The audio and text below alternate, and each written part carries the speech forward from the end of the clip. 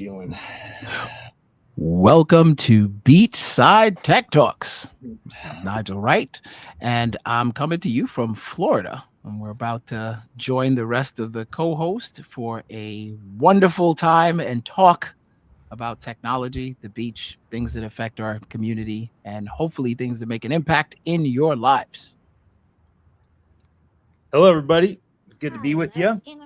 There have been a lot of big news updates this week. I sent over a few of them to you today. Why don't we kick off with some intriguing news updates around all things technology? I do think it's amazing at how fast things move, but also how fast things change. You go ahead, son. What have you seen that you'd like to tell the people about? Yesterday or you more specifically, you left off kind of talking about Mark Zuckerberg, who owns the company Meta. And actually, Meta just released something that probably plenty of you guys listening have heard of, their new AR glasses, which is such a big change. And it's one of those things that, like, we've talked about for so long. Right. Like, that's going to happen. Right. I get to have glasses and I'll see what's going on. I have the glasses. I just need the AR added. But now it actually is here. And it's just so cool to see that this kind of thing exists now. And that's just kind of the part that I wanted to start off with. What do you guys think about that? I think AR is going to do well. I don't think VR is going to do well. Yeah, I don't think people want to go into a virtual world very much. And you can tell by how many people have bought Oculus or bought any of the Oculus competitors, and they use it for a day, they use it for a week, and then they stop. AR is different. If you can see the actual world and things kind of come over your glasses, I do think that's a bit different. Yeah.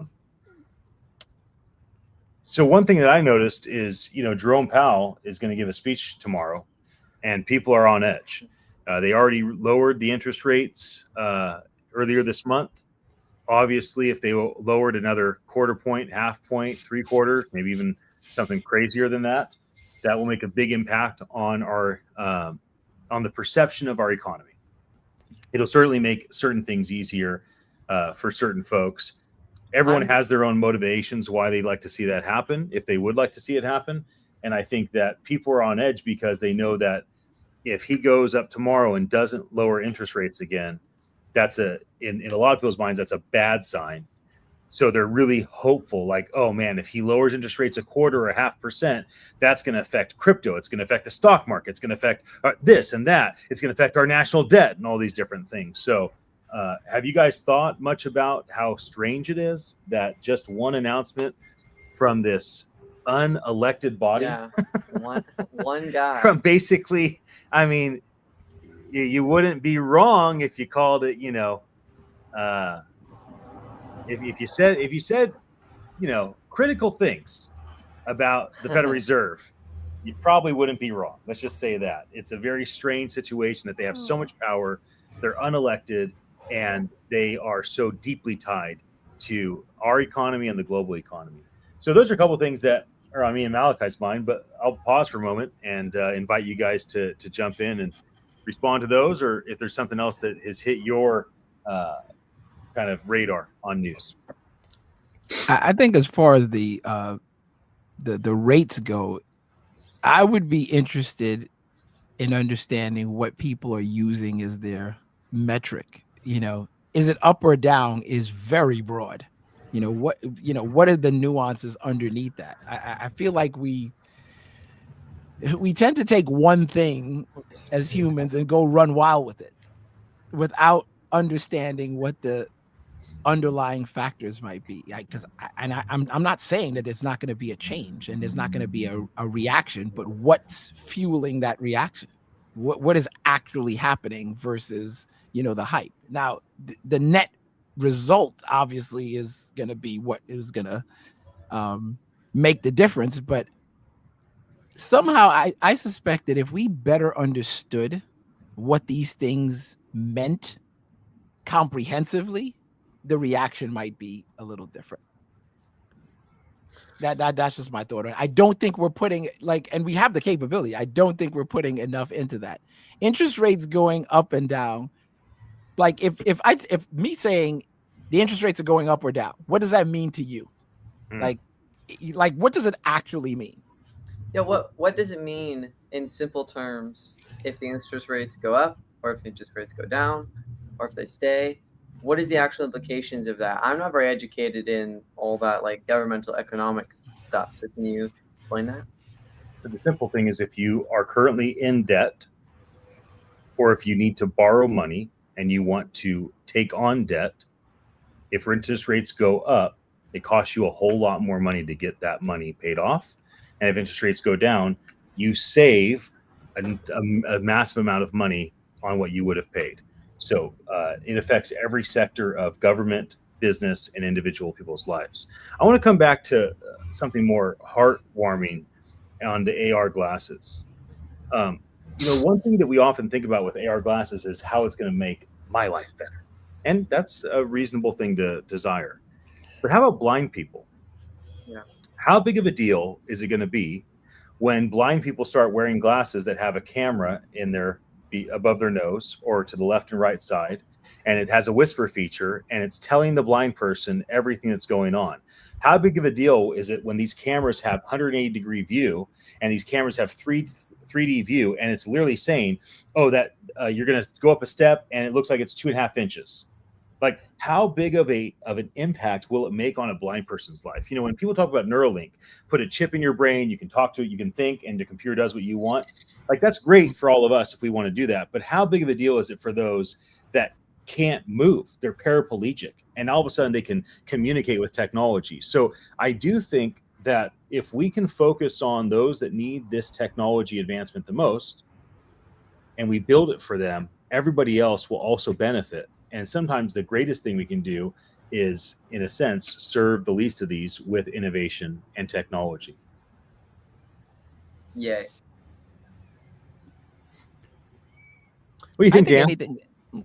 I'm just listening, brother. I don't have interest rates. That's awesome if they come down and can help people, but it doesn't affect my life per se because I don't. I'm not borrowing any money right now or using money in that way. But for people who need it, that's fantastic. Good on the government, good on Trump and all of his wonderful policies that he's putting out. Yeah. Sweet. Anything that can help people. I think the AR glasses, in of itself, and giving people a better, anything that provides a bit more information to the consumer, not necessarily to, for surveillance purposes, but that gives the consumer better insight to making a more informed decision, I think is helpful. The only question becomes how much of what we're getting, like where does the balance lie between the benefits we're receiving from the additional information versus the information that's being extracted? Where does that balance lie, and who's actually monitoring and tracking it? And, as I like as we say in project management, who's the single throat to choke? Because I think one of the things that or single person up, race. Well, it could be that, but typically, ultimately, it's the single person who's accountable. Right. But exactly. At the end of the day, but the accountability is, again, you take, even something as simple as a corporation. And I, this is one of the things that I say all the time. Like, corporations aren't people. They're just not people. So, for you to say any corporation, oh, we care about you. How? You're not a human. What is this caring? You're doing things that help your business. They may help me too, and they may help other people, and that's fine. But caring? No. That's not accurate. And that's part of the accountability. I know you would like it to be, and it sounds good for your marketing and the things you put out, but that's not actually accurate, or at least it's not comprehensive. So the accountability piece to me is where, and this is what I think is going to make a lot of the data collection and the other things that we get from it, a little bit more palatable, for folks, because if you have a place to go if something doesn't work or doesn't function, it makes life easier. This ambiguous nature of, oh, well, that's not me.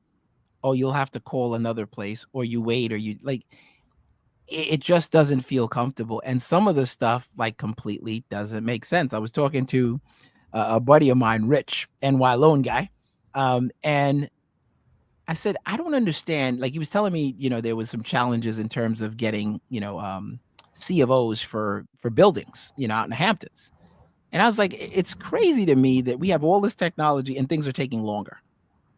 Right. Like, Crazy. how? Like, how? It simply just doesn't make any sense. So that to me says that there's not an accountability. Like, why is this, people, like it or hate it, Doge, when it came in and started, doing these things, whether you liked it or not, stuff that's waste is waste. And I Right. feel like we're in a position where the necessity has never been greater. You think about AI in general and how much power and, cooling and all these other things. The cooling that Danny brought up was just, wow, that was, something that, needs to be considered. But energy and everything else, what are we doing? And who's monitoring it? Who's taking the reins? Who's going to be when are we going to get back to the buck stops here? So Landry posted, he agreed. This was about the Federal Reserve. He said, I hear Trump is trying to alter their power. Most likely Trump's trying to alter everyone's power toward his favor. The latest Supreme Court decision on Trump's firing authority may overturn Humphreys, a 90-year-old court case that may or may not be good. Even if people think it's terrible for Trump to have that power, they might like it if their administration of desire was in charge, and vice versa. People may be pumped if Trump can fire Jerome Powell and basically help lead the Federal Reserve from the presidential side of our government structure, but they may not be happy if that power is still in place later on. So we always have to be thoughtful about these things. Landry says this will allow better control over the Fed, and then he says it also affects businesses trying to expand. One thing that I learned from the UK, as I've spent quite a bit of time there in Parliament, spending time talking with political leaders and talking about technology and things of that nature, is how slow they move. So the UK is built to move slow on purpose, and it ensures that there are no major massive revolutionary shifts can ever happen. Everything is this very slow moving 1 degree at a time thing.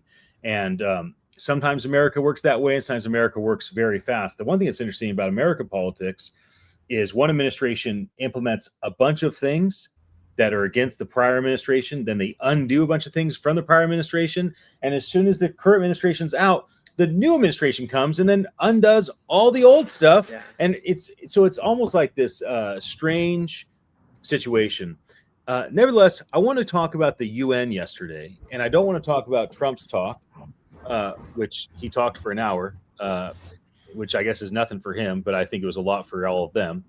Or all the other talks, which there was many that were powerful. And there was some very intriguing stuff that happened after the main auditorium. There was a moment where Trump said he thinks Russia is a paper tiger and that Ukraine could win the war and take all their land back, which is probably a negotiation tactic more than anything else. There's a lot of stuff that goes on. But one thing that may have been missed is when they opened the General Assembly, the very first thing that was declared was a plea for AI safeguards. So here you have the United Nations. Now, you can love them, you can hate them. Their headquarters are based in New York, so America has that advantage. It sounds like America provides a lot of their revenue. Upwards of $13 billion was the recent tally, I understand, and that's a massive amount of their revenue to run their organization. It is strange that they're based there in New York, and we're such an important part of it, and yet the escalator and the teleprompter didn't work. That's kind of funny to me.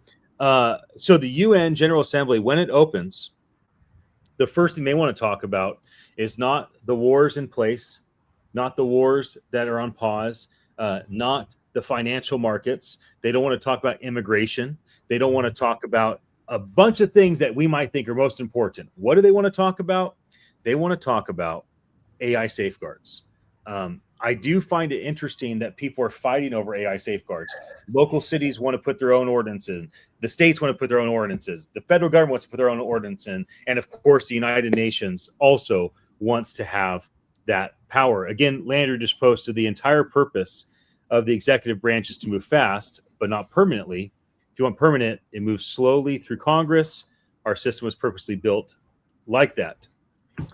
So, thoughts, gentlemen, on what Landrew shared on the FCC, the benefit for businesses, part of our, government working fast, part working slow on purpose.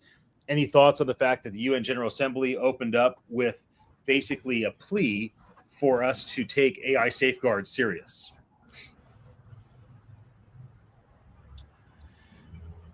For me, again, it's really the accountability factor. You want to take it serious. That's a polarizing statement in of itself, because it doesn't have, at least from what I'm hearing, not as much context. What about it are we taking seriously? Seriously for who? Seriously for the government? Seriously for the consumers? And who's ultimately responsible? Because I think the moment you put a face to these things, like the poster child, I think the conversation changes completely. And I've seen this happen. I've seen it happen in big banks, some of the biggest in the world. Once someone is, has their, proverbial feet to the flames, they just behave. I'm not doing that because it has real consequences and repercussions on the other side. If it remains ambiguous, I think there's a little more comfortability with it. But as far as the safeguards go, I think the biggest safeguard is educating people, starting with the people, in government that don't understand, at least some of what they're saying, and really taking the companies to, well, you help me understand, or I'm just gonna, I'm gonna do it the way I understand it. And my understanding is this: if I don't understand it, it's no. Whatever's going to get you to get me to understand is going to be my push. That's my whole argument all the time. The better I understand, help me to help you. Because if I don't understand, then, I don't think you're going to have a very good time. And that, to me, I feel is the mandate. That's the accountability that is going to help to drive this conversation in a way that's not just about economic extract, and more about really, let's look at what the impact of what it is we're doing is. And some of it is still to be defined. I will admit that, because we don't know everything. The AI itself doesn't know some of the, I'm sure all of us, as much as we use it, have seen AI do things that are just curious at best, alarming at worst. Like, whoa, or just, where'd that come from? Super frustrating. It's crazy when AI tells me it needs several hours or a day to do a task, and then the task comes back and it's like, wow, what an underwhelming, disappointing thing for you to come back to me. If I had it on fast mode, you would have done better in 5 minutes than you just did in a day. So there's a lot of things that are very strange about the AI thing. On the AI news front, NVIDIA has announced that they plan to invest as much as $100 billion into OpenAI. $100 billion, not $100 million. That's just such a large money that it feels such a large amount that it feels incomprehensible. And NVIDIA doesn't have like massive revenue, but they have massive valuation. So all of NVIDIA's money to invest is their stock. And what most people don't know, and it's not always this way, but a lot of the time what happens is NVIDIA has stock.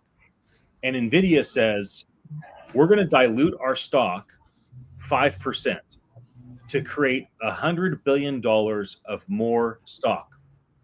We're going to give the 5% that we just diluted across the entire stock market to OpenAI for equity in their company. Then the stock market responds and they go, oh, that's a good investment. We're all happy to be diluted 5% because now collectively we own 10% or 20% of OpenAI. So it's not like NVIDIA has to go and sell a bunch of products, get cash, and then give $100 million of cash to OpenAI. All they have to do is just create more stock, give that stock to OpenAI. OpenAI gives them the equity, and they basically go to the stock market and they go, we know that we've diluted the stock, but look what we own now because of it. And then the stock market usually adjusts and it drops 3% or jumps 3% based on the market liking it. Now, not every merger acquisition is done that way, but when people see something like $100 billion, wait, NVIDIA doesn't even do $100 billion in revenue. How can they possibly do that? Wait, NVIDIA doesn't even have $100 billion in the bank. Like, how's it even possible? And then it's because when these companies at this level operate this way, they're basically just maneuvering things around. It's very strange the way it all happens.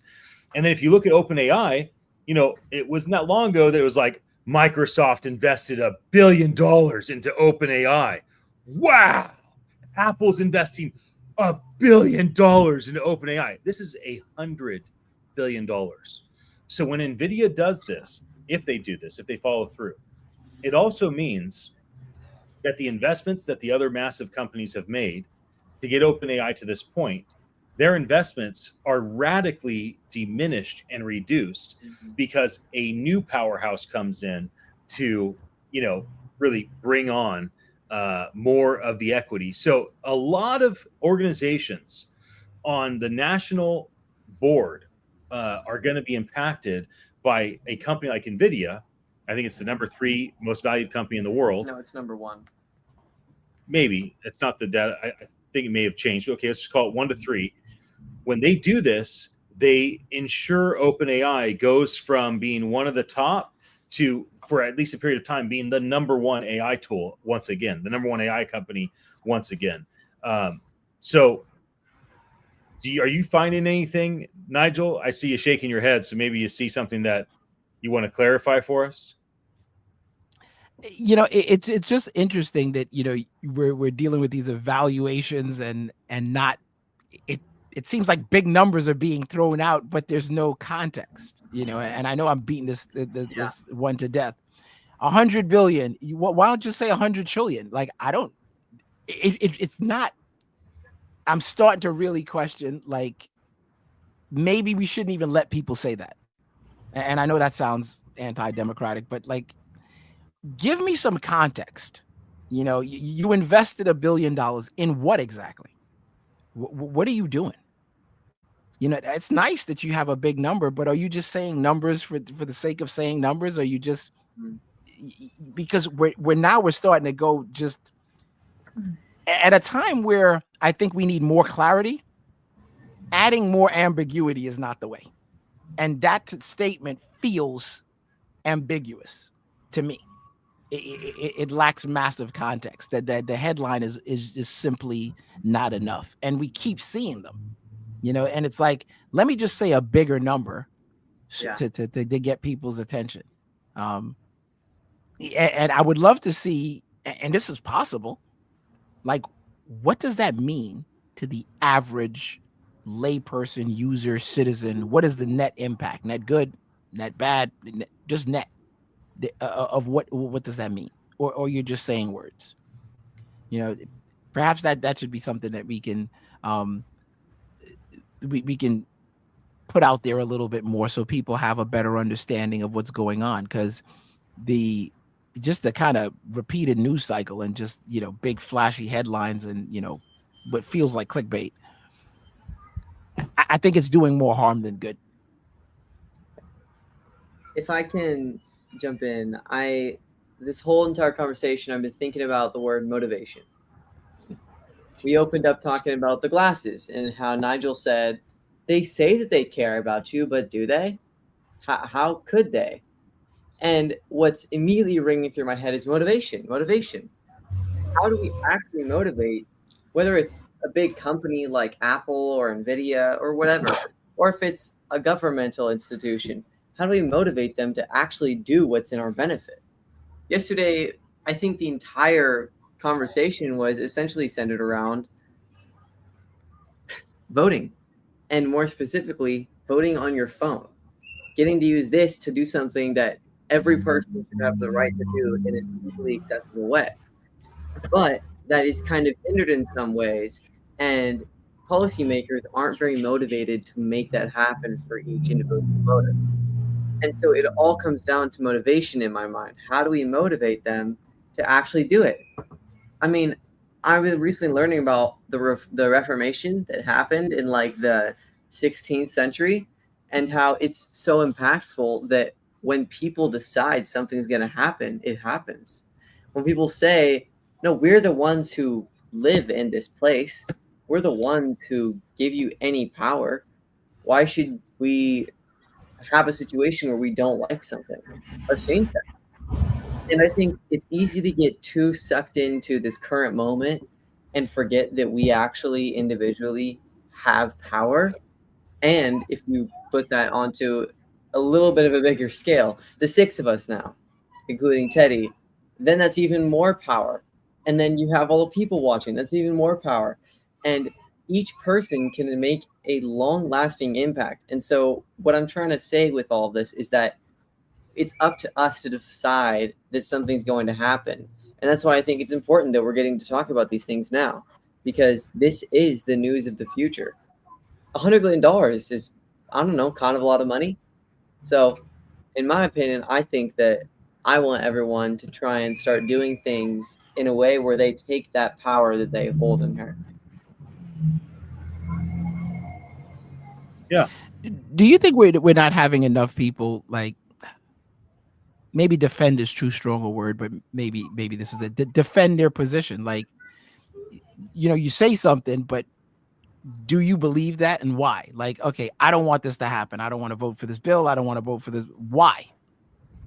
Like, what? Not that it's going to change your vote, but stand on what it is you believe, you know, and give us a good reason, and put it out there so that people can weigh what is actually happening, to get a better sense of where things are going with your elected official or whoever it might be, because I think it'll give us more insight into how we approach certain things. I mean, you think about it in everyday life. We have people that, I mean, we're in each other's lives, and, you know, there's times where we've asked each other, you know, like, give me some advice, or what do you think about this? Or not to necessarily going to take it, but there's all sorts of things happening, you know, on those levels of human connection that I don't know are happening in our government that could, and that could be beneficial.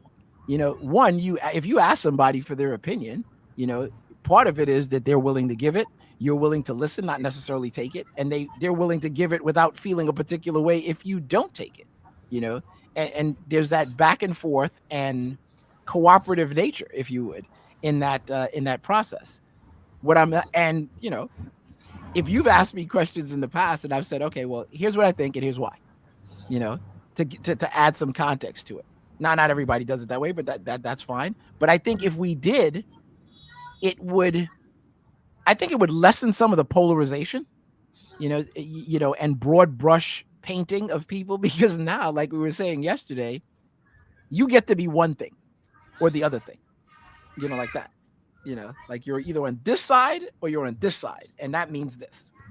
You don't get the full. It's almost like we don't get to live the fullness of our uniqueness, if that makes sense, you know, because when we do, you'll see that instead of just being on one side or the next, you're connected to many other people, many other views that are part of us being human, us being cooperative, and us being able to build in different ways. You know, we don't have to agree on everything, but there could be 80% of the things that we could do constructively together and bigger than the individual. But we never get to explore that because, you know, the way things are structured, you on one side or the other side, and that's it. Binary. What do you think, Dan? Any thoughts? Right. Sure. Don't know if I can share them. I'm just, yeah, I got a lot of thoughts, but I don't know if I, do better. We try. I'm trying to grasp our conversation. It's like we're just talking about it's a current event thing, and we're talking about the interest rates and. Well, change the topic. What's on your mind? No. I'm trying to grasp the topic, and I'm trying to, you know, see where I'm gonna, get in on that. Where Today, you want to go back to interest rates? You want to talk about the AR? Or, I mean, I'm on board. I'm a great listener. My whole outset has changed. I'm gonna listen more than I ever did, and really take it in, and that way, hopefully, if I do voice out, that it's not, you know, chatter, or something that's grandiose or hyper intense or anything like that. But I think where we're going with these things, we're gonna find out. So we talk about it every day. We're gonna find out where we're going. Being educated is so important.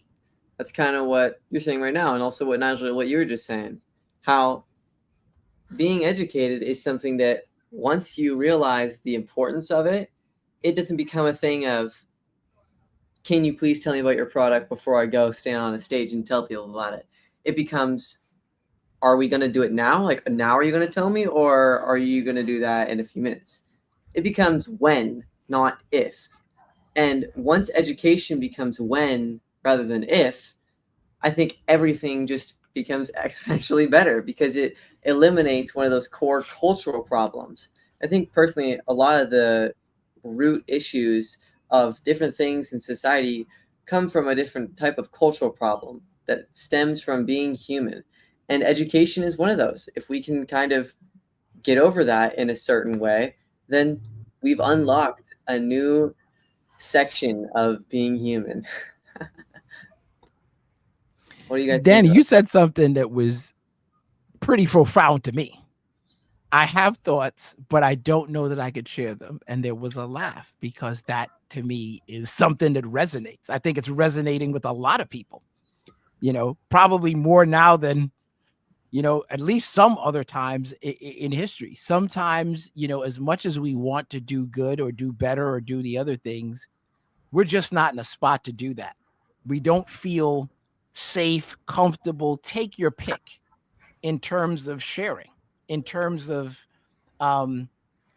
expressing things that probably would be helpful to be expressed if they were going to be received in a way that was open enough to consider, not to do, just to consider. So it presents as it's a very logical thing for me to not say, for me to just step back and be quiet and don't do.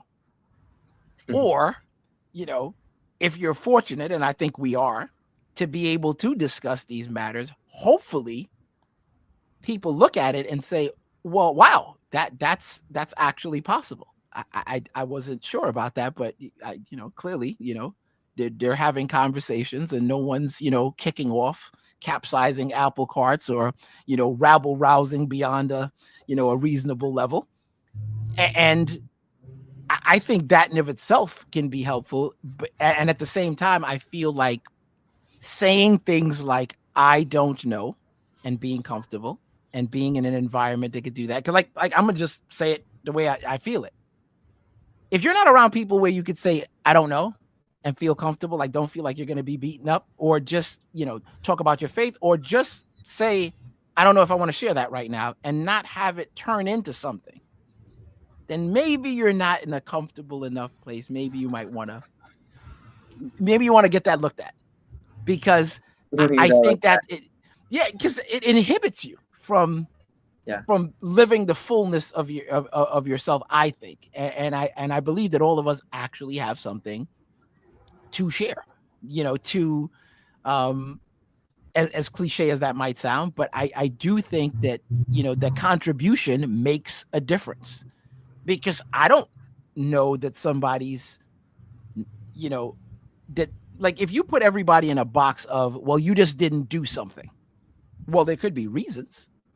I think there's a difference. We're talking, Danny and I were talking about this morning. There's a difference between people who, in the box of haven't done something, some will never do, and some just don't have the opportunity or the convenience that they need, or the hurdle is too high at the moment because they're busy surviving or dealing with, particular issues to do. But if they were given the opportunity, it was made, the load was lightened, the yoke was lightened, they might be so inclined to do that. But if you put them all in one box and it becomes the do's and the don't do, or the haves and the have-nots, then you get this again.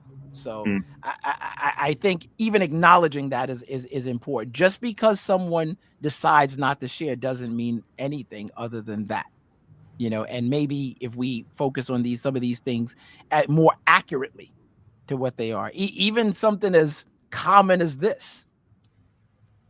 Someone says something that certain people don't like, and they characterize it as negative or positive when it's actually just accurate. Mm-hmm. Could it be both? Sure, depending on who's asking or who's, processing it. And could it be neither? Sure, but it's definitely, if it's accurate, it's accurate.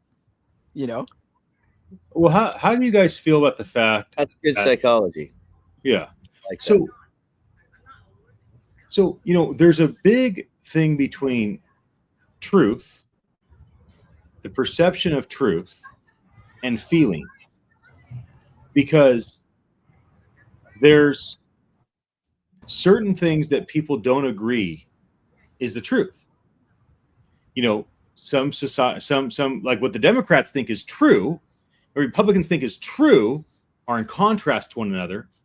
So either one of them is right about that thing, or they're both wrong because neither of them are true, and they're just both subjective and based on feelings. Now, I predict AI tools will be some of the strongest political allies for elections coming up. And what I mean by that is somebody will go on to a ChatGPT or a Grok, and they'll say, tell me everything I need to know about these two political figures. And the AI, when this woman goes, the AI already knows that she's a progressive, maybe a left-leaning Democrat. And when this gal goes and asks the same exact question, maybe she's more conservative, right-leaning, Republican-esque. Maybe there's a third person. This woman, she's an independent. And my prediction is that the AI is going to basically tell the three of them subjective things based on their feelings, based on their newsfeed, based on what they've already dialogued before. And I am hesitant to believe that AI is going to tell the truth. I suspect AI is going to say what they believe that user wants to hear. So the user wants to hear that the Democrat is the savior and the Republican's evil, or the vice versa. That I anticipate the AI is going to basically reiterate whatever it is they want to hear. And they're going to find articles and news feeds and references to prove the truth that they are giving. Let me make another example. Right now, there's a lot of effort being put forward on religious evangelical groups using AI. If religious evangelical groups start to use AI as their online missionaries, humans stop going into the forums. Humans stop going into the chats. Humans stop going in and doing the outreach. They stop going in and doing the counseling. They stop going in and doing the praying. And now you just have these 24/7 AI bots doing it. My assumption is the exact same AI bot is going to do it a whole lot different for Catholics than Buddhists, than Jews, than Protestants. And so what is the truth? What is the truth if the same exact source, this AI tool, is being used to just basically try to persuade society or lobby our culture as a lobbyist of information, send out propaganda machine to transform the way that we think through politics or faith or purpose or meaning, when the same exact source is saying very different things? And finally, one thing I noticed in a Charlie Kirk conversation was he would say things like, I don't care about your feelings. So if you want to stand up here and talk about your feelings, how you feel, we're not going to get very far because your feelings don't matter to me, and I don't expect my feelings to matter to you. Yeah, a little bit rude, a little bit grating, but that was his style. And so I understood what he was saying. He said to one person, I don't believe in race, and I don't believe in racism. And they're losing their mind. He said, and I believe there's only two genders. And the person's just like getting super frustrated. He goes, let me tell you why. If you give me a blood sample, I can tell you if you were born a biological male or a biological female. So he said to me, that's not based on feeling, it's just based on data. If you give me a blood sample, I can tell you were born a male or a woman, regardless of how you identify today. But if you give me a blood sample, I can't tell you if you're black, white, yellow, red. I can't tell you what your skin color is. And so I thought that's an interesting way that he tried to frame something. Not that I adhere to what he said outright, but I do understand his whole rhythm of like, I don't care about your feelings. I only care about the truth. But I also recognize that he is dead set on, or was dead set on his version of what the truth is. Yeah. And everything goes through his filter, what he believes the truth is. And obviously his feelings are radically making everything that he believes to be truth to be subjective. And even all of his arguments are based around being able to say things in a way to ensure that he has the highest probability of not being proven wrong, because that's his whole thing, right? Prove me wrong. Well, you can't prove me wrong if I give you a blood sample and I can tell you you're biological male or female, but I can't tell you what race you are, and I don't care what your feelings are. So it's like we build these rhythms. And so when we think about AI being used to persuade people in a political direction, AI being used to persuade people in a faith direction, and then we recognize that AI is able to take every single thing that Charlie Kirk and his 10,000 peers over the generations have been able to communicate and articulate, and the AI has the ability to use all of the strongest manipulative tactics to convince people of things, but it's all the same exact source convincing people, oh no, in UK you should be Democrat or Labour Party, you should be Conservative Party. Same exact source, subjectively trying to convince people of two opposite truths. So then it comes down to, what do we, the five of us here, believe about truth? Jesus. If you're watching us, what do you believe about truth? Do we believe that there are absolute rock solid truths that we don't agree with, yet we will acknowledge, I don't agree with it, I don't like it, but it is the truth whether I like it or not?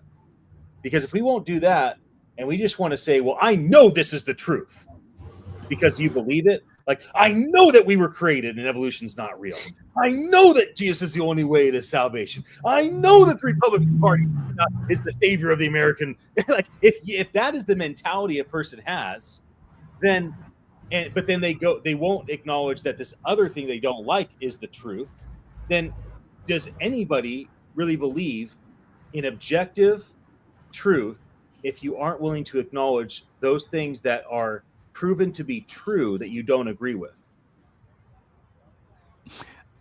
I am always fascinated by that whole line, and I do think there's an answer somewhere in there with AI. I don't know everybody's going to agree with the approach, but I have one.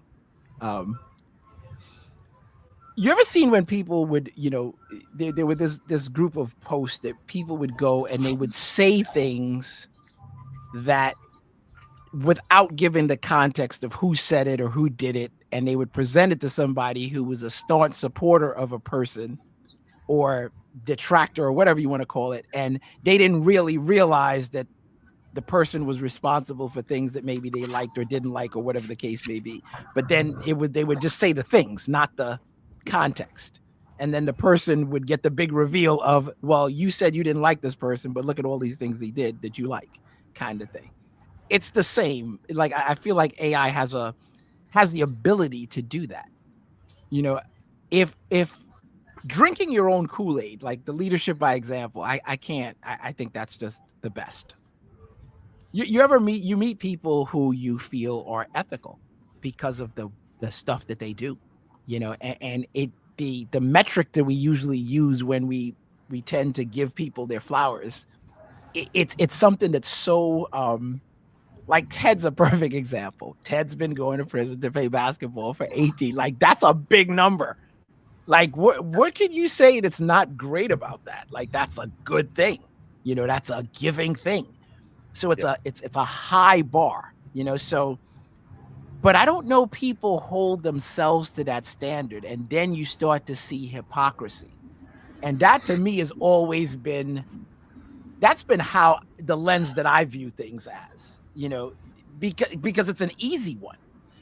If you're telling me that you're a Christian and you're out there punching people in the face, now you could still be a Christian, but that didn't seem very Christian-like when you were punching this guy.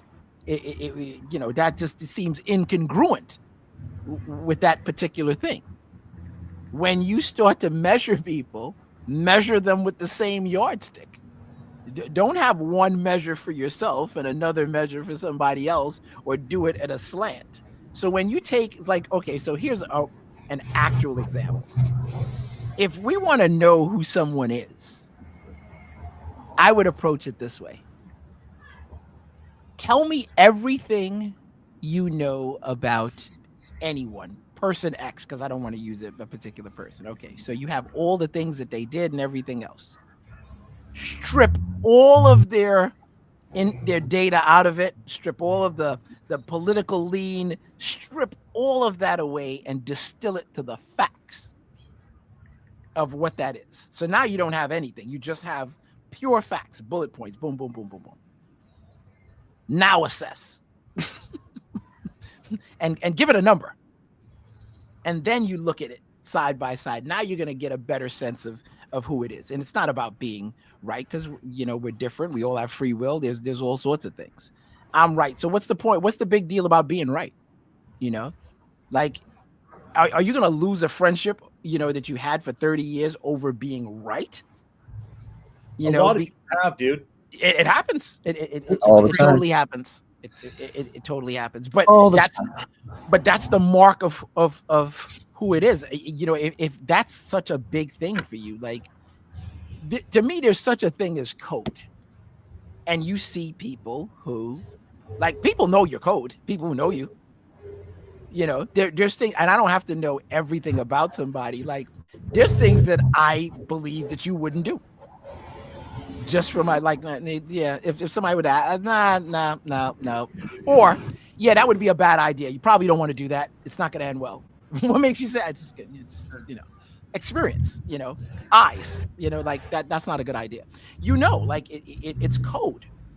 And I feel like when we live truest to that, we have the best opportunity to move the needle. And with AI, we do have that opportunity if we choose to look at, first, acknowledge our own bias, because that's one of my favorite words, acknowledgement. And Malakye uses it a bunch too. I wonder where he gets that from. The acknowledgement, acknowledge that we can have bias, you know, that we don't even know. There is so many times, it happened this morning, that there's something that you know inherently that someone else doesn't know, and you start talking about it as if they do know. And when you realize that there is a discrepancy, then it gets weird. Right. Then you got to recalibrate if you're capable. But if, like you said, I'm going to put it in a box and not leave room to recalibrate, you're right. You know, debate me, prove me wrong. There'll never be a proving wrong. You've already decided, you know, whatever you believe is true, that statement. So it's an interesting one, but it starts with acknowledgement. And I feel the idea is for us to acknowledge, find our own biases, and do over deliver on making sure that we're drinking the Kool-Aid we're selling to everybody else. So to me, that looks like this. Instead of what we're different at and what we're doing good and what this one is doing bad, how about we just all focus on good? And I'm going to keep saying this because I think that is a path forward.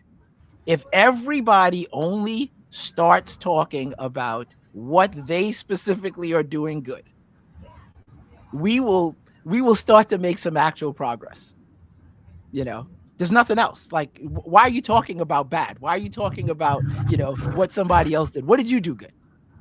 Exactly. What did you do? Here's what I did good, you know, and, you know, compete on that, you know, have some spirited debate on that, because then you start to shift away all the other stuff. And then we can, you know, get back to some humanity, you know, is the way I'm seeing it, because the other stuff, it almost feels like we want to be at war.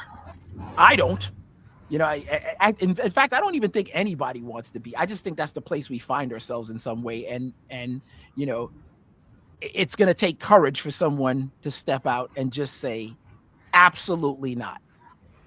Just no. Don't do it. Like, but I don't think we're there. We could be. And I feel like anything that puts us, you know, in that trajectory would be helpful, because people, you know, like, not everybody's living it up, you know, not everybody's having a good time. And I'm not saying even the people who seem to be doing well are having a good time, but there are people who struggle, with different things. And I don't know, painting them into, a corner, and making broad statements without context is helping. So do better. Try anyway. Trying is the win. I love that. Do better. Riza's over here whispering, I agree. When she whispers something, it's really, really serious. Yeah. What I want to share is that about the belief is that it's like, by analogy, is like taking exams. So there are tests or exams that there are right answer, there are wrong answer, and there are also some exams where I think you guys have already experienced that answer the question and there is no actually right or wrong answer, just answer the question. All right, so for me it it depends, like what you mentioned, like I strongly believe in this and like that. So we create our own belief, and we the best thing is to make sure that we can show to people what's actually the truth that you're trying to tell people. So it's like going to AI. Last week, when I had a meeting with the Filipino team, we talked about AI, and we believe that everything that you ask in language model like Chat GPT, Gemini, Claudia, or whatever it is, they will give you answer, but the answers that they're giving are not actually 100% accurate or true, right? So I tried that. I tried asking question, and they will always give you answers. There are always answers there, whatever you ask, even like what's the how's the weather today, everything, any questions, they always have the answer, but that doesn't mean that they're giving you the accurate answer. Like humans, you get answers, Mhm. and if this makes perfect sense, you get the answers you want to hear. Yeah. And I feel like it feels like a dangerous place to be. Do you want the answer you want to hear, or do you want people who love and care about you enough to tell you, hey, you know what, that's working, you should do more of that, even though other people might feel differently, I see it because of XYZ, or yeah, that's not it, that's not going to serve you well. I know you don't want to hear this, but I love you, and I want to tell you, I want to say to you these things so that you can do better.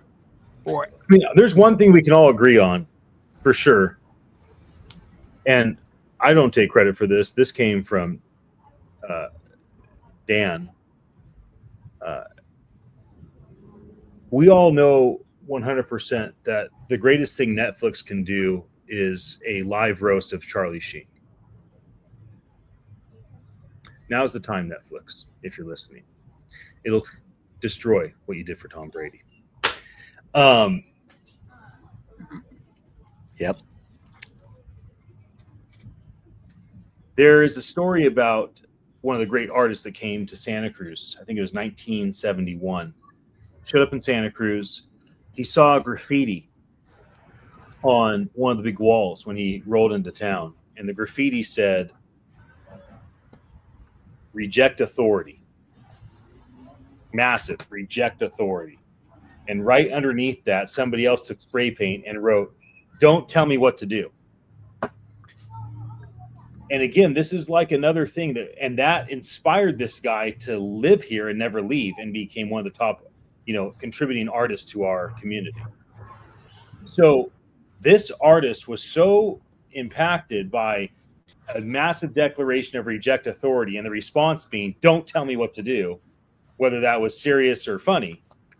And again, like, these are the types of things we need to be mindful of, is that this is the type of attitudes we have, except it's been enhanced by technology. Because when you're on the internet and you are doing, different things in terms of you're not known, right? They don't know who you are. You're Bobby video game player 4894, and really you're a woman that's 13, or you're Sally loves flowers, and you're an 80-year-old dude. that's on the video games or whatever on the social media site, and you're just the most extreme version of who you are, or you even say things you don't even mean, just like Hollywood. I mentioned before that Riza and people in the Philippines, they think that Americans sleep in bed with shoes on, and I never noticed it, but now when I watch TV shows and movies, Hollywood, they don't have people who are constantly in bed with their shoes on. Now that I said it, you'll notice it. So just like if I told you which actor is always clenching their jaw, you'd never see their movies the same way again. Yeah, you never. So the point is, we don't realize how significant we just overlook things. Like, I never once ever saw shoes in TV or movies, ever, until Riza said it. Now I see it all the time, and I can't believe it. That's so gross. Why is the person going in bed with their shoes on? So, and again, like, I never noticed that one of the top actors in the world clenches their jaw. Now I noticed it. I can't unsee it. And I recognize that sometimes people come out with these big, bold statements, reject authority, and the answer is, don't tell me what to do. And all this data is going into the AI machines. And then we have this tendency to be like, well, blockchain will fix it because blockchain is immutable, trustworthy, can't be changed, interoperable. But if you put lies in the blockchain, it just means that the lies can't be changed. that you then now have lies on the blockchain. So there is a reality that even our answers and our solutions to the problem are not always a well thought out solution, because we could just be creating things that reinforce what is not true. And then who are we to believe that we know what is and is not objectively true? Freedom of speech only matters if you want people you don't agree with to be able to speak their mind. So should we allow people to put death threats online? No. I understand that needs to be protected. Should we allow people to celebrate murder like they are happy Charlie Kirk was murdered? I mean, is that under free speech? Probably.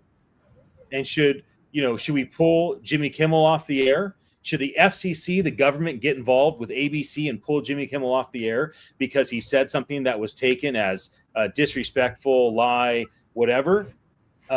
Or do we not ever want to have the government get involved with the ability for people to speak their mind as long as they're not threatening harm?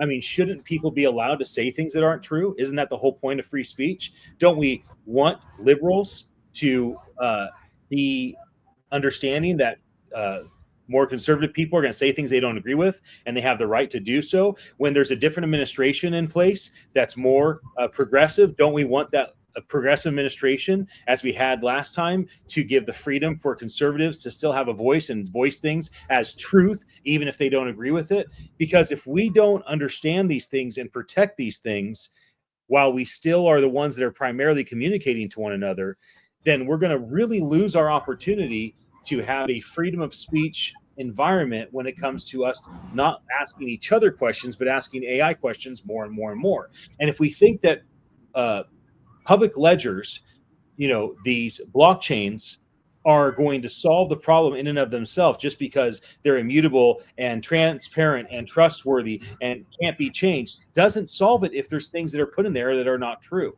So we don't have the problem solved. And a lot of the biggest parts of the problem comes down to interpersonal relationships between humans and between government and humanity and between governments with one another.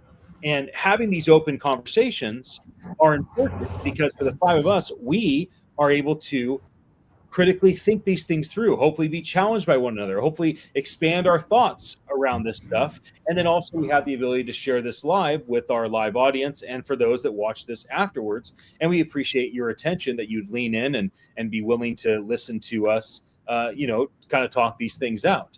So I'll pause for a moment. The hearing of different perspectives, I think, is something that's helpful. Because how many times have any of you had this happen? You hear someone say something and you don't really have a reaction, good or bad. Just, that's interesting. I never thought about it that way. That's it.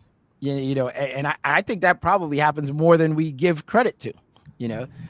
If we would actually stop to listen and digest what's being said and realize that we've unknowingly, maybe even, we've taken a polarizing view of, or one, a singular view of a particular circumstance. You never really thought, you didn't have all the information, or you didn't have the context for a particular, for a particular situation, which can lead to, pretty rough consequence. But I do agree with you on the blockchain not being a solve, but I don't think it's a blockchain or an AI problem or Web3 problem. It's a human problem, and do you remember this? I don't know how many of you watched. I don't know if it was a Twilight Zone or Tales from the Dark Side, but there was an interesting episode where the punishment for things were you would be erased. And by erased, I mean you wouldn't actually be erased. You'd still be there, but you would not be acknowledged anymore. And that was a particularly interesting thing, because I think we allow more to happen, and it's not so much the outrage. I think outrage is not having the impact. It's just fueling the fire. It's kind of like for those of us who have worked in a corporate environment, particularly a big corporate environment, it's when someone sends out an email, reply all, and then everyone keeps saying stop replying all, but simultaneously replying all. Yeah. Right. So it's a never-ending. It's never-ending cycle. It's a never-ending cycle. So it's kind of it becomes kind of that way. But in this episode, when you got convicted of a crime, this one guy was there, and they're like, "Well, you got convicted. You're gonna be erased, or we're gonna not acknowledge you anymore." And he was like, "I don't care. I like being alone," or whatever the case may be. So now he had to be by himself. No one was looking at him. He had like the scarlet letter, and he went and sat down in a cafeteria, and there was a blind woman there, and someone, and he was like, "Okay, well, I guess I get to sit next to this lady." And someone came over, and they were like, hey, he's one of those, and then she got up and she left. Yeah, so he's like, so it was unacceptable. And then they took it even further. The guy was walking on the street in the night, and someone was in a van. And one guy says, "Hey, look out, there's somebody in the road." And the driver said, "I don't see anybody." And he hit him. And that's an extreme example. But my point is, I think that by just sticking to a code and saying, when you see behavior that is just not acceptable, then just don't participate in that. And in any way, it's not, don't add fuel to the fire. And I'm not trying to tell anybody what to do. I just think that it's a constructive way of kind of moving out of the destructive nature of when things happen that are polarizing. Just like, that's a no for me. And that's cool. My life, I'd hope that I can be someone who can always just avoid getting sucked into like weird cultural loops that aren't necessary. Things like what you're saying right now, Nigel, where you don't have to hit the guy, but he did because everyone else, that's the way the culture was. I'd hope that that's the way that I live life. I just ignore those because that's not what I feel is the best thing to do. About 25 years ago, I want to talk about late night TV for a second. There's a reason for it. On this whole thing of what is true. So about 25 years ago, Jimmy Fallon was on touring Christian private elementary, junior high, and high schools. He stopped here in Scotts Valley at Gateway Christian School when my little brother was in junior high. So Jimmy Fallon comes up, again, this is 25 years ago or so, and he's like, "I just got a call last night from my agent, and I'm going to be on Saturday Night Live." And it turns out that Jimmy Fallon first thought he'd go and be, I think, a Catholic priest or somebody in ministry. And then he got into Saturday Night Live, and then he got the late night show. And he's had that for quite some time, almost 2 decades. Stephen Colbert he also was, as far as I understand, like a really serious, Catholic, really serious about his faith. One of my favorite things ever with Stephen Colbert is when he had Keanu Reeves, and he turns to Keanu and he goes, "Keanu, what happens when we die?" Like, is he going to, talk about heaven and hell where there's nothing afterwards? And Keanu goes, "People that love us." One of the ultimate responses. Last night, Jimmy Kimmel was put back on air by ABC. Yeah. And it's not unusual for Jimmy to cry. He cried when Donald Trump got elected. He seems to be very in touch with his feelings. So he cried a few times. Once he cried when he talked about being brought back on air, his gratitude for it, for all the people that reached out to him. He cried when he tried to explain he can't believe that people think he was celebrating the death of a man and how heartbroken he is, and that he meant it when he reached out to or posted something about, to Erica and all that.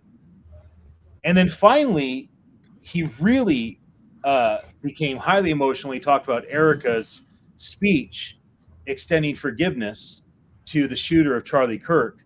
And he said, I believe in Jesus. And to me, what Erica did is the epitome of my faith, the willingness to forgive someone that is unforgivable, the acknowledgement that meeting hate with hate is not the answer. Now, he didn't use these exact words. I'm getting to a point. The point is this.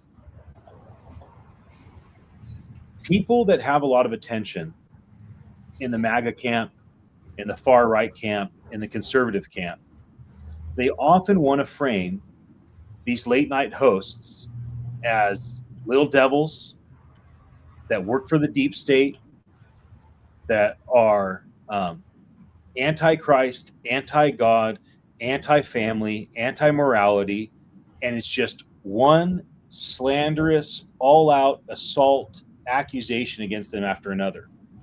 If you look back at what Jimmy Kimmel said last week, it can be taken a lot of ways, but to spin it as though Jimmy Kimmel is like this evil, celebratory of Kirk's death was at best a stretch. And what it really comes down to it is that people seem to use these technology platforms. And as we say things online, we're teaching the AI what we believe and what we want to hear and what we want reiterated back to us, what our truth is. And I do find it fascinating how much conservative hate is pushed toward these late night hosts, which conservatives seem to have a tremendous amount in common with.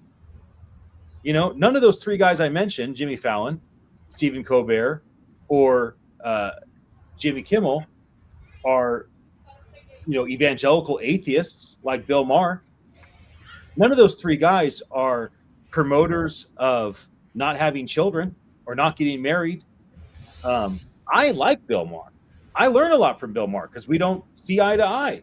I think he's funny. I think he's smart, and he helps me be open-minded to that whole world. But I know who Bill is, and I don't have a problem with it. He has the freedom to have his path, and I try to learn from the guy. But a lot of times I find that these conservative voices will try to frame a Stephen Colbert, a Jimmy Fallon, and Jimmy Kimmel, who all in their own way seem to profess some sort of alignment with the ultimate conservative leader, if you want to say that's what Jesus is in a certain regard, and kind of that faith environment that kind of rallies most conservatives together. And yet people are like, it's evil. And I just find this to be really, really interesting. And I wonder if people are feeling challenged at the willingness that they have to constantly slander the other side, regardless of what's actually true, but based on how they feel in the moment or how they can use this moment to extract more attention, more likes, more comments, more shares for their own thing. How much stuff is posted online that people don't even believe? They just post it because it is how you get the algorithm to basically ensure that you get the brand endorsement deals, you get the sponsorships, you get the ad revenue. And if that is the way that we are engaging with things, and we don't recognize that that could make a big impact on how our kids and grandkids get told what the truth is in the future, because we're basically feeding all this information to these systems. So these are some of the things I've been bouncing around. I've been very mindful. I've been listening to a lot of people that seem to look at the exact same thing from stark opposite perspectives. Yet both of the people are married with kids, Americans, seem to have some sort of faith connection, aren't in trouble with the law, come from a similar education background. It's like all these people seem to have a lot in common. Like none of these people are currently totally different from each other, yet they look at one situation and one is that black and white. And this is going to impact the way that AI is going to communicate truth to us. As we get closer and closer, Matthew McConaughey was just on with Joe Rogan this last week, and McConaughey talked about his desire to have AI that's not in the cloud. Basically, the Brian Romale method, which is your whole entire large language model is on a device at your house, a server or something of that nature, and you're not connected to the cloud. You're not listening to all the garbage that's in the cloud. You cultivate your own personal AI. As this becomes more and more of a desire, I wonder how these extreme beliefs are going to be removed or empowered as this stuff continues to evolve. And what that means for us, because too often I ask AI a question and I just take it at face value because it takes extra time for me to go cross-reference with another, system. And then I have to assume that if I go cross-reference it once or more times, that's going to give me the truth, So it does become challenging for us to figure out what is actually the truth. What is the answer to our question, especially when we start asking questions that are spiritual in nature, political in nature, societally, philosophical in nature, because these are things that are so highly based on subjective feelings. That's one of the things that, you start to look at how you start to wonder about the companies themselves and how they're training the data and what other competing interests might be there. Not necessarily good or bad, just other competing interests. When you're asking otherwise benign questions, it feels like there's a lesser impact, but that's training. That's a gateway or an on-ramp to it, I think. But when you start to get, like you said, into more subjective things, there's an opportunity for there to be a skew. And if you look across multiple AIs, you will see what that skew is.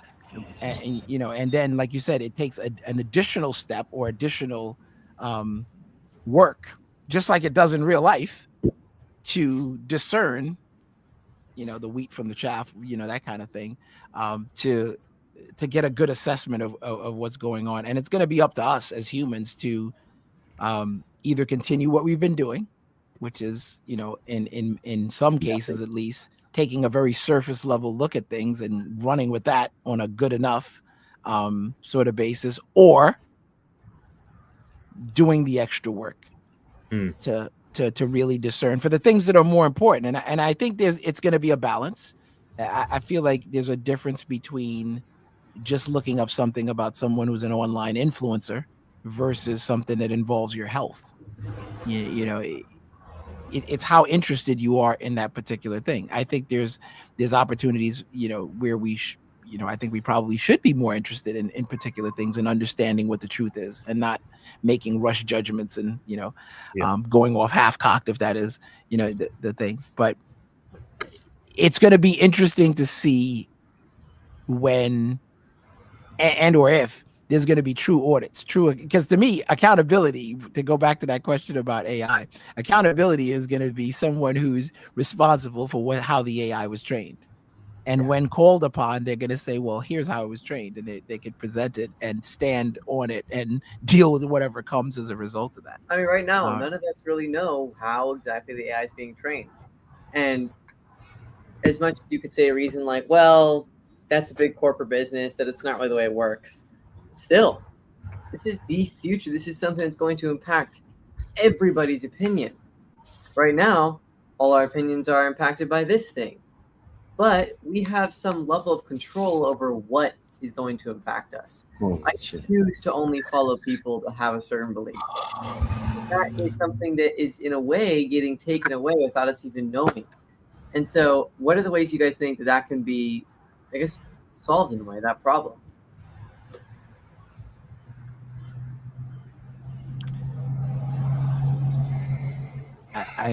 I think we just got to want it. I think there needs to be more dialogue on it, even though that seems like we've talked it to death. But ultimately, having the conversation, I think, is the start. We're not there, or better still, just acknowledging we're not there, and not pretending that we are. Yeah. You know, because that to me is a good start. The mere fact that you even asked the question, I think, is a great start, because at least it already puts you in a mindset of being open to there being a solution to an existing problem that you acknowledge actually is there. So that's what I would say on that one. What do you say, that?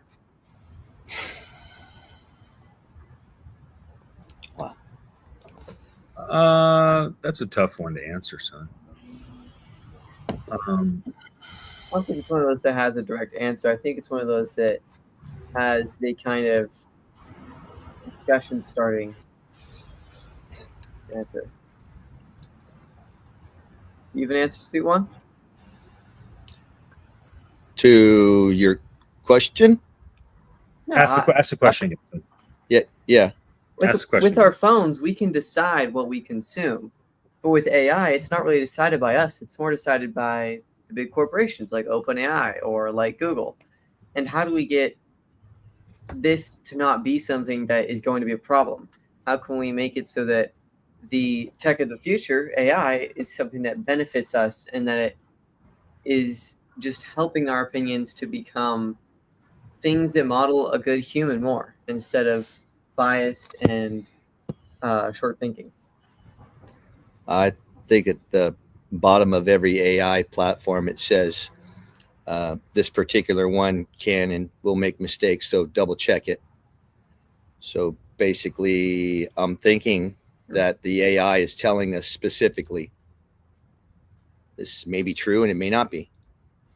Yeah, it is So good. go find out for yourself. You know, taking it that AI is going to solve all of our problems or solve anything. It seems to me at the bottom of, as a disclosure, at the bottom of every platform, it says, no, that's not what we're doing. And as a matter of fact, we make mistakes. So you better, whatever you're doing here, you better go somewhere else and double check. So, you know, don't take it for what it is. But I think that's great that they put that disclosure in there. And I don't think we look at it very much. You know, I think we kind of just tend to look over. But there's plenty of things that don't give a disclosure. I don't know if it's a disclosure. It's just a reminder saying, you know, every single thing that comes out of here, it's reminding you on every single one, this may not be true. It's telling you specifically, did the best I could.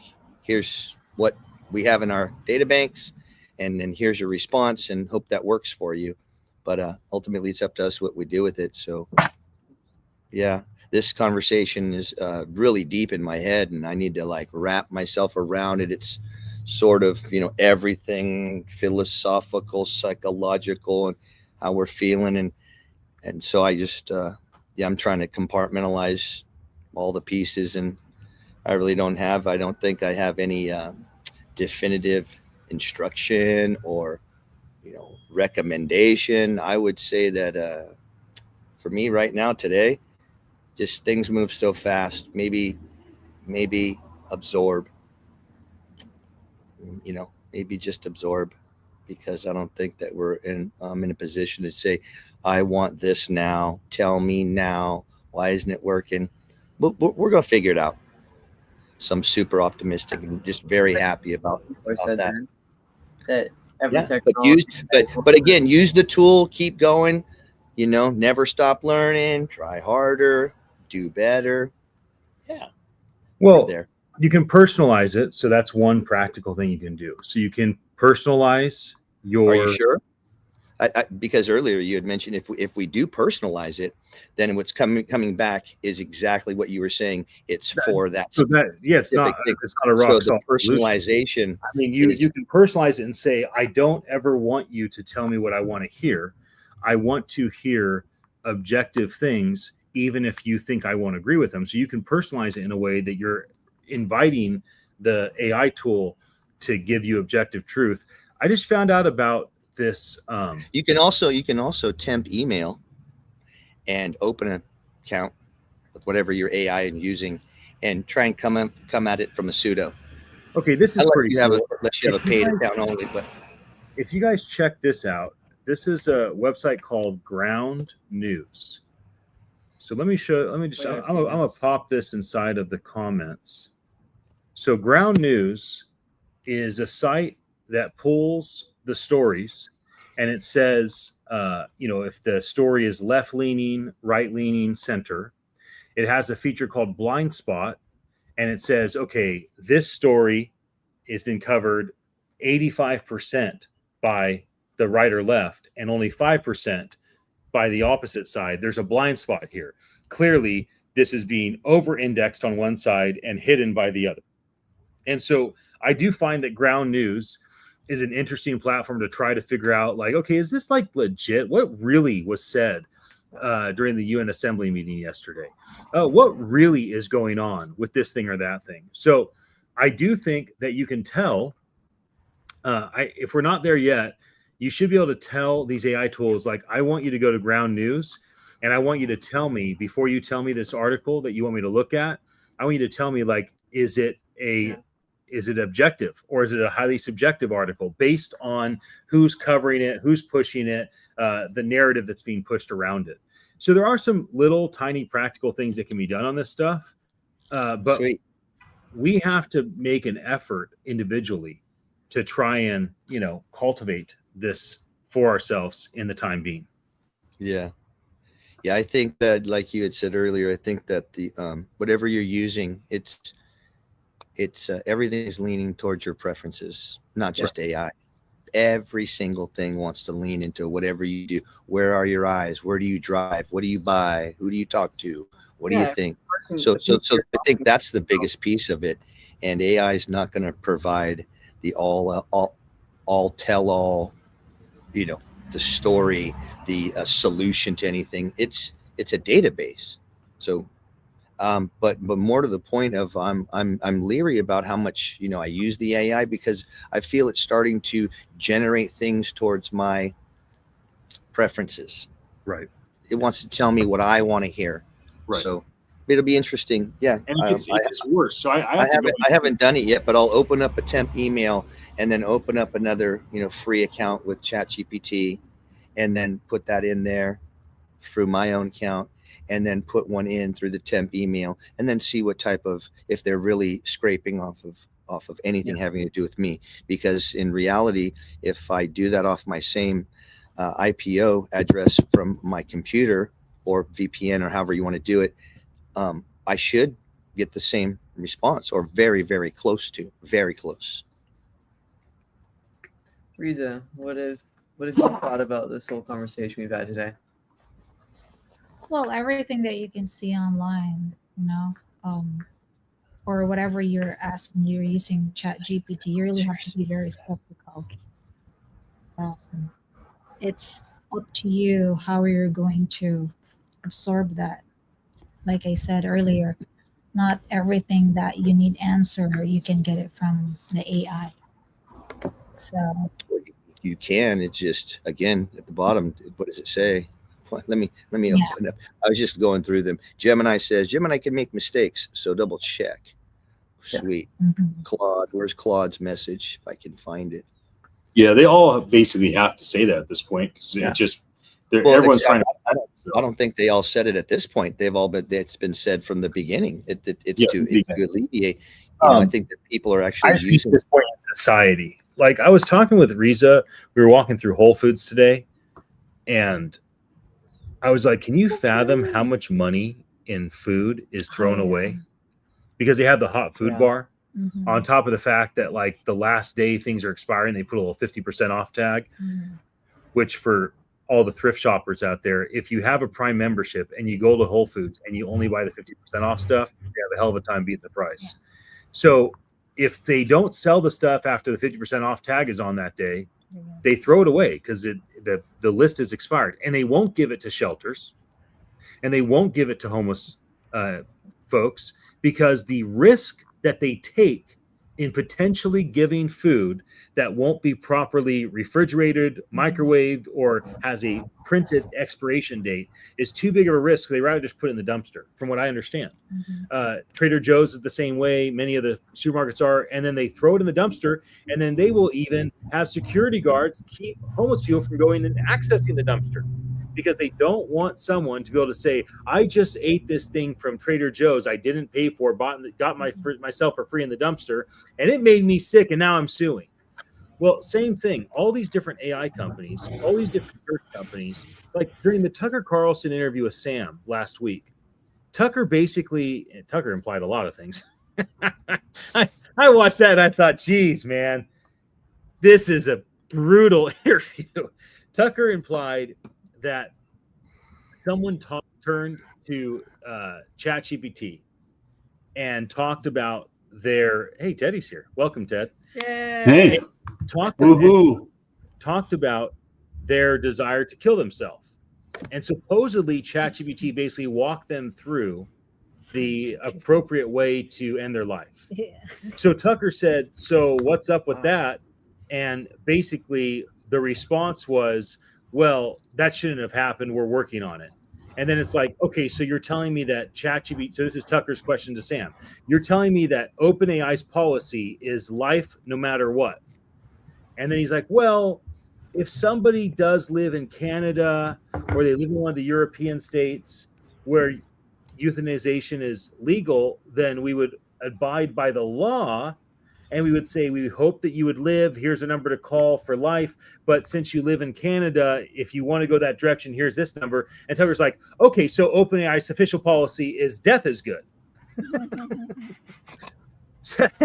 Which is the whole thing of black and white, right? It's like you got to pin them in the corner. But the point is, I can only imagine how challenging this is to try to navigate. Okay, if somebody wants to ask a AI tool, how do I make a bomb? Well, you can find that information online, but OpenAI's current stance is we're not going to let ChatGPT tell you because we don't want to be responsible for that. So, like, there's a lot of levers being pulled by the corporate and by the individuals, and lawsuits have a lot to do with it, and liability has a lot to do with it. So, Ted, we're ready to wrap up. We had a long conversation. I think the five of us are exhausted from this one. This was like jogging for an hour and a half mentally. Mine's full sprint, bro. Mine was a full sprint. Everything we were talking about, my brain, every single time I was behind every single sentence. I was behind, just full sprint. We have 22 more minutes. You got to press through. I came in to bring. We'll leave you on. I'll just put you on full screen, and we'll let you take that last 22 minutes since you weren't with us for the first hour and a half. Well, come on, whoa! That's not full disclosure. I have a text message here of an invite. Here, I'll show it. An invite specifically from the host saying, "Want to join us for the end of BTT now?" Now, exactly. Now is the time. Did you read the end of that? Right this second, we're ready to wrap up. It is now 1:39. I'm coming on. sweaty. Come on, let's go. Let's finish this off. That's how intense it was. Dad, I got beat. I do sweat from everything. It says at the end of your message, Ted, it says at the end of that message you're reading, BTT can make mistakes, so please verify. You got to read all the way down to the end of the EULA. You have to read the fine print, Teddy. All the way down. It's good to know that AI is like humans. Humans make mistakes. Verify. There's 6 of us on here. There's another podcast called the All In Podcast with David Sachs, the crypto AI czar, and 3 other heavy hitters globally. That's so funny. And they recently had, I think, Tulsi Gabbard on, and their videos being shadow banned. And so a big conversation, by the way, on Spotify, for those that have Spotify has a new feature right now that if you are interested in learning stuff, but you don't want to sit down for a 2-hour podcast, on Spotify, you can click podcasts and then you can go to the section right here, explore episodes for you. And if you click on those, it'll be like 30 seconds to 5 minutes, like a YouTube reel, like a story. That's how I found this. I was working out and I'm like, I don't want to listen to music. I just want to listen to like these little 2 to 5 minute things. I can see Spotify doing quite well with this. I can see this doing well. The point is this. In this episode, they're like, my God, how bad is shadow banning? So here you have the crypto AI czar of the United States federal government, David Sachs, and his 3 major heavy hitter co-hosts being shadow banned when they have the woman that runs intelligence for our country on, because she said something Russiagate. So they found out, they believe they got shadow banned because she said Russiagate. And that is I guess. Where are they being shadow banned at? On YouTube. It's not, you can't find it on YouTube unless you. And it's YouTube, like YouTube, the whole world, the whole YouTube, or is it? Yeah, I guess so. Like YouTube USA. I didn't do any further research, but the point is this: it is very interesting that all of these conversations that we're having are being transcribed. They're being brought through a transcription with keywords, and if we happen to say keywords that don't line up with what they think is appropriate, we have the potential of having that specific content shadow banned, demonetized, deplatform us, etc. They filtered it. So if you say Al Qaeda, Jihad, Mujahideen, Taliban. 9/11 was an inside job. Epstein killed himself. Okay, that's enough. This one's definitely shadow banned now. We're just shadow banned, so this is pointless. No one's gonna watch it. Okay, Teddy, take us home. We're ready to wrap up. You came in for the end, so you don't even have to talk about anything specific. You just did something you were pumped about. Was that washing your wife's car? Was that what you were busy with? I can't remember. No, I was curling my hair. Come on, man. It looks good. I was on our meeting. We launched in Solano County. That's good. We have a thing that our ministry, our nonprofit helped launch called Solano County Movement Against Human Trafficking. And we had our monthly Zoom meeting, and we're talking about, we've got government officials, nonprofit service providers, faith leaders collaborating together in Solano County to address this very pressing need, and seeing how we can collaborate together, pool resources, coordinate efforts so that human trafficking can become a thing of the past in Solano County. It's a big challenge.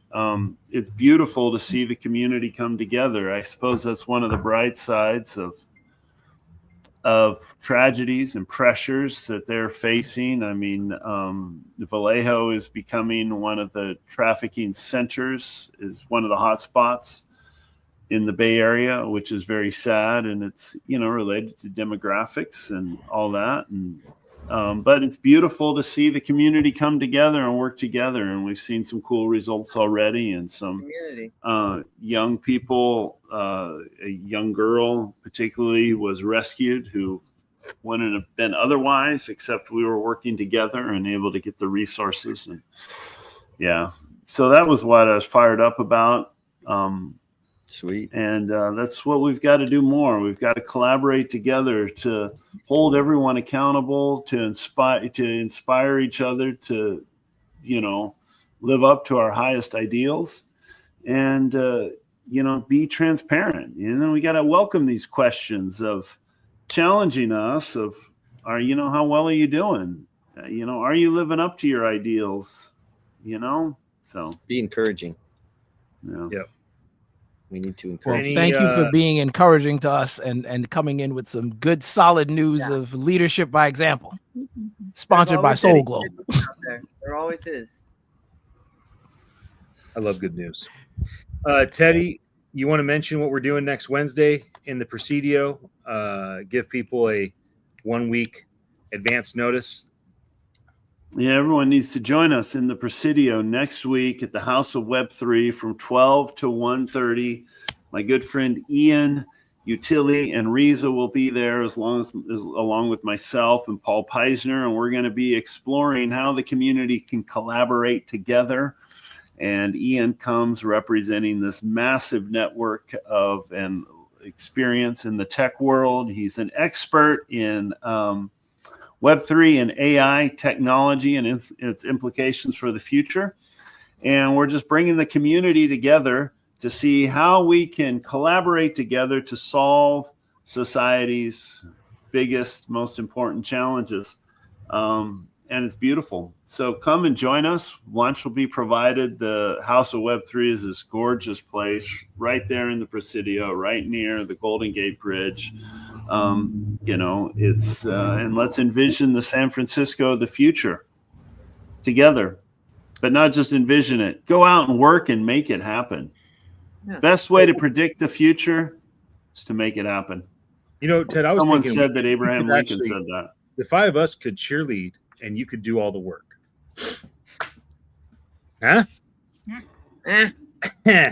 So next I month, believe in teammanship. I don't want to do all the work. We'll all work together. Malakye and Dan will come with us for that, I believe.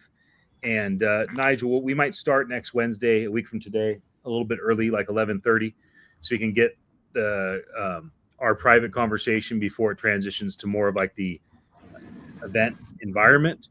And also, we invited Fiona Ma, so we'll see if she's able to join us. I think we'd appreciate having further dialogue with her. So Ted, I messaged her this morning, sent her a text, and Ted's going to go and maybe to her event tonight with Dwayne. Yeah, I bought the ticket tonight. I'm going up to San Francisco if anyone wants to join me. Sweet. What time is that at? 6 to 8. Got it. 6 to 8. Okie doke. Any final words? Dan, Nigel, Riza, Yeah. Malakye? Happy Wednesday, everyone. Happy Wednesday, Thank you everybody. for joining. Hope that something was imparted on you and that we are leaving a little bit better than when we got here. Yeah. Amen. 8 6 million. All right, to everybody. 8:30 Happy tonight. Wednesday. Happy Wednesday. All right. Happy Wednesday. Peace to y'all. Love.